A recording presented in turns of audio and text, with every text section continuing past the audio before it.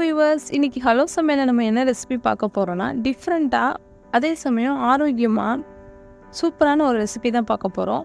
சம்பா ரவை, அதாவது கோதுமை ரவை, அதை வச்சு நம்ம இன்னைக்கு ஒரு பிரியாணி பண்ண போகிறோம். பிரியாணினாலே ரைஸ் வச்சு தானே பண்ணுவோம். இன்றைக்கி வந்து நம்ம ஒரு சிறுதானியத்தை வச்சு பண்ண போகிறோம். எப்படி பண்ணுறதுன்னு பார்க்கலாம் வாங்க. முதல்ல இந்த கோதுமை ரவா பிரியாணி பண்ணுறதுக்கு நம்ம வந்து கொஞ்சம் வெங்காயம், ஒரு வெங்காயத்தை நீளமாக கட் பண்ணி வச்சுக்கலாம். அப்புறம் 2 தக்காளி வந்து சின்ன சைஸ் தக்காளி தான், அதை நான் வந்து நீளமாக கட் பண்ணி வச்சுருக்கேன். கொஞ்சம் பீன்ஸ், கேரட் பொடிசு பொடிசாக கட் பண்ணி வச்சுக்கலாம். அவ்வளோதாங்க, பிரியாணி செய்ய ஆரம்பிச்சிடலாம். இப்போ பிரியாணி செய்கிறதுக்கு முன்னாடி முதல்ல வந்து ரவையை வந்து நம்ம லைட்டாக ட்ரை ரோஸ்ட் பண்ணி எடுக்கணும். நான் 1 கப் அளவுக்கு கோதுமை ரவா எடுத்திருக்கேன். இந்த கோதுமை ரவைக்கு வந்து 1 ஸ்பூன் அளவுக்கு நெய் மட்டும் விட்டு நல்லா ட்ரை ரோஸ்ட் பண்ணுறேன். நல்ல ஸ்மெல் வரணும், அந்த கோதுமை ரவையோட ஸ்மெல் வரணும். அது வரைக்கும் நீங்கள் வறுத்தெடுத்தால் போதும். இப்போ கோதுமை ரவையோட ஸ்மெல் நல்லா வர ஆரம்பிச்சிடுச்சு. இப்போ வந்து நம்ம எடுத்து ஓரமாக வச்சிடலாம். நம்ம வந்து இன்றைக்கி பிரியாணி பண்ணுறதுக்கு குக்கர் தான் யூஸ் பண்ணியிருக்கேன். ஆனால் நான் விசில் எதுவும் போட போகிறதில்ல. ஸோ நீங்கள் வேறு ஏதாவது பாத்திரத்தில் பண்ணுறதா இருந்தாலும் பண்ணிக்கலாம். நம்ம தம் போட போகிறோம், அதுக்கு ஏற்ற மாதிரி பாத்திரத்தை நீங்கள் யூஸ் பண்ணிக்கங்க. நான் வந்து குக்கரில் தான் பண்ணுறேன். ஃபஸ்ட்டு குக்கர் வச்சுட்டு நல்லெண்ணெய் சேர்த்துக்கலாம். நான் ஒரு 5 டீஸ்பூன் அளவுக்கு நல்லெண்ணெய் சேர்த்துருக்கேன். சேர்த்துட்டு ஒரு 1/2 டீஸ்பூன் அளவுக்கு சோம்பு, ஒரு நட்சத்திர சோம்பு, 2 ஏலக்காய், 2 கிராம்பு, ஒரு பிரியாணி இலை எல்லாம் சேர்த்தாச்சு. இப்போ வந்துட்டு நம்ம நறுக்கி வச்சுருக்க வெங்காயத்தை சேர்த்துக்கலாம். வெங்காயம் வந்து கொஞ்சம் கலர் சேஞ்ச் ஆகணும். ரொம்ப ப்ரௌனிஷ் ஆகணும்னு அவசியம் இல்லை, லைட்டாக கலர் சேஞ்ச் ஆனாலே போதும். அடுத்து வந்து தக்காளி சேர்த்துக்கலாம். தக்காளி வந்து நல்லா வதங்கணும்.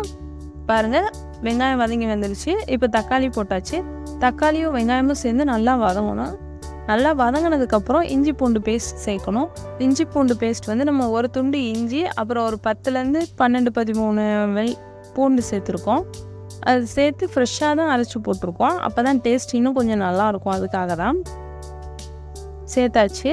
இப்போ இதே சேர்த்துட்டு நல்லா அந்த இஞ்சி பூண்டோட பச்சை ஸ்மெல் நல்லா போகணும். அது வரைக்கும் நல்லா வதக்கிக்கலாம். இப்போ வந்து அந்த எண்ணெய் பிரிஞ்சு வர ஆரம்பிச்சிருக்கு, அந்தளவுக்கு நம்ம வதக்கியாச்சு. நம்ம நல்லா வதக்குறத அந்த ஸ்மெல்லு இதுதான் சேர்ந்து இந்த டிஷ்ஷுக்கே வந்து ஒரு டேஸ்ட்டு கொடுக்கும். அதுக்காக தான் நல்லா வதக்கியாச்சு. இப்போ வந்துட்டு நம்ம பிரியாணி மசாலா சேர்க்கலாம். அப்போ தான் அந்த பிரியாணி டேஸ்ட் வரும். அதுக்காக தான் 1.5 ஸ்பூன் அளவுக்கு பிரியாணி மசாலா சேர்த்துக்கலாம். ஒரு 1 ஸ்பூன் அளவுக்கு மிளகாய் தூள் சேர்த்துக்கலாம். நம்ம வந்து லாஸ்ட்டாக வந்து 2 சின்ன மிளகாய் மட்டும் சேர்க்க போகிறோம். ஏன் முதலே சேர்க்கலை அப்படின்னா, காரம் அதிகமாயிரும். எண்ணெயில் வதக்கும் போது அந்த மிளகாயோட காரம் வந்து அதிகமாயிரும். அதனால நம்ம கடைசியாக சேர்த்துக்கலாம். அப்போ தான் அந்த பச்சை மிளகாய் ஸ்மெல் மட்டும் நமக்கு கிடைக்கும், காரம் வராமல். அதுக்காக தான் இப்போதைக்கு பொடி மட்டும் சேர்த்துக்கலாம். இப்போ சேர்த்தாச்சு. ஒரு கைப்பிடி அளவுக்கு நம்ம மல்லி புதினா வந்து நல்லா தண்ணியில் அலசிட்டு அதையும் சேர்த்துக்கலாம். அதுவும் நல்லா வதங்கணும்.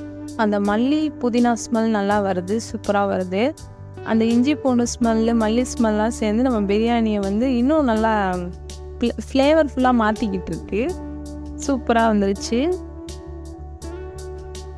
இப்போ வந்து நம்ம காய்கறிலாம் சேர்த்துடலாம். நான் வந்து இன்றைக்கி பீன்ஸ், கேரட், அப்புறம் பட்டாணியை வந்து ஊற வச்சு சேர்த்துருக்கேன். நீங்கள் ஃப்ரெஷ் பட்டாணியாக இருந்தாலும் சேர்த்துக்கலாம். நீங்கள் வேறு எந்த காய் வேணாலும் சேர்த்துக்கலாம். காளான் சேர்க்குறதா இருந்தாலும் சேர்த்துக்கலாம். இல்லை வேறு கொண்டைக்கடலை, அந்த மாதிரி எது வேணாலும் நீங்கள் சேர்த்துக்கலாம். சேர்த்துட்டு நல்லா வதக்கிடுங்க.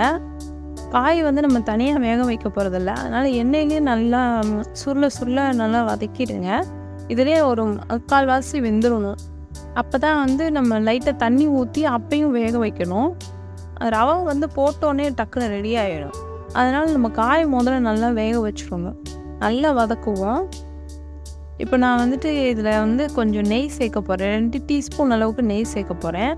அப்போ வந்து இந்த காய்கறிலையும் அந்த நெய் ஸ்மெல் இருக்கும். நம்ம ஏற்கனவே ரவை வதக்கும் போது நெய் சேர்த்துருக்கோம். இப்போ காய்கறி வதக்கும் போது நெய் சேர்த்தோன்னா அந்த காய்கறிலையும் அந்த நெய் ஸ்மெல் இருக்கும். அந்த டிஷ்ஷே வந்து அந்த நெய்யோட அந்த பிரியாணி ஸ்மெல்லோட சூப்பராக இருக்கும்.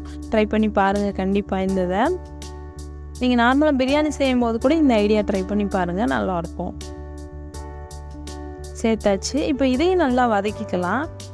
ஒரு 10 மினிட்ஸ் நல்லா வதக்கிட்டே இருங்க. அப்போ தான் அந்த பீன்ஸ், கேரட்டு, பட்டாணி எல்லாமே கொஞ்சம் வேகும். அதுக்காக தான். இப்போ நம்ம 1 கப் அளவுக்கு கோதுமை ரவை சேர்த்தோம். அதுக்கு 3 கப் அளவுக்கு நம்ம வந்து தண்ணி சேர்க்கணும். நம்ம பீன்ஸ், கேரட், பட்டாணிலாம் சேர்த்துக்கனால ஒரு 1/4 கப் மட்டும் கொஞ்சமாக தண்ணி எக்ஸ்ட்ரா ஊற்றிக்கோங்க. ஒரு 5 நிமிஷம் அளவுக்கு நம்ம அப்படியே வேக விடலாம் ரவை சேர்க்காம. ரவை சேர்த்துட்டோன்னா காய்கறிலாம் வேகாது. அதனால் முன்னாடியே வேக வச்சாதான். தேவையான அளவு உப்பு சேர்த்துக்கலாம். இப்போ உப்பு வந்து சேர்க்கும்போது எப்படின்னா, நீங்கள் உப்பு சேர்த்துட்டு தண்ணி லைட்டாக கொதிச்ச உடனே டேஸ்ட் பண்ணி பாருங்கள். அது உப்பு வந்து லைட்டாக கூட இருக்கணும், ரொம்ப கூட இருக்கக்கூடாது, குறைச்சிருக்கக்கூடாது, லைட்டாக கூட இருக்கணும். அப்படி இல்லைன்னா கொஞ்சம் எக்ஸ்ட்ரா சேர்த்துக்கோங்க. ஏன்னா நம்ம ரவை போட்டதுக்கப்புறம் அந்த உப்பை வந்து ரவைக்கு சேர்த்து தானே போடணும். அதுக்காக தான்.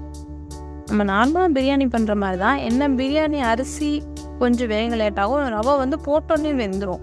ஒரு 5 மினிட்ஸ்லேயே வந்து இப்படி இருக்க ரவை வந்து இப்போ பாருங்கள், ரவை சேர்த்தாச்சு, ரவையை சேர்த்தாச்சு பாருங்கள், கொதிக்குது. ஒரு 5 நிமிஷத்தில் நீங்கள் கிளறிட்டே இருந்தீங்கன்னா, ஆனால் கைவிடாமல் கிளறிட்டே இருக்கணும், இல்லைன்னா ரவை வந்து டக்குன்னு வெந்துடும். அதுக்காக தான். பாருங்கள், ரெடி ஆயிடுச்சு. இப்போ வந்து தண்ணின்னா கொஞ்சம் ஒரு 3/4 வத்திருச்சு, லைட்டாக தான் தண்ணி இருக்குது. இப்போ வந்து உங்கள்கிட்ட யூஸ் பண்ணாத ஒரு தோசைக்கல் இருந்துச்சுன்னா அதை கீழே வச்சு அதுக்கு மேலே ஒரு டைட்டான மூடி போட்டு இந்த குக்கரையும் தூக்கி மேலே வச்சிடலாம். அதுக்கு மேலே வந்து நான் வந்து குட்டி உரல் வச்சுருக்கேன்.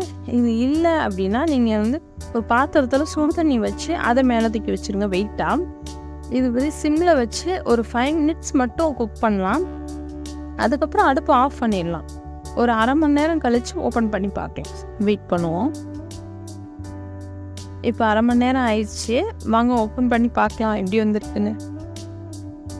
பாருங்கள், எவ்வளோ சூப்பராக வந்திருக்கு பாருங்கள் நம்ம பிரியாணி. நிஜமாவே அவ்வளோ சூப்பராக இருக்குங்க. கண்டிப்பாக ட்ரை பண்ணி பாருங்கள். நம்ம யூஸ்வலாக சீரக சம்பா ரைஸு, அப்புறம் பாசுமதி ரைஸு, நார்மல் ரைஸ் எல்லாத்தையும் மாதிரியும் இதுவும் ஒரு சூப்பரான டிஷ்ஷாக இருக்கும். கண்டிப்பாக இந்த ரவா பிரியாணியை ட்ரை பண்ணி பாருங்கள்.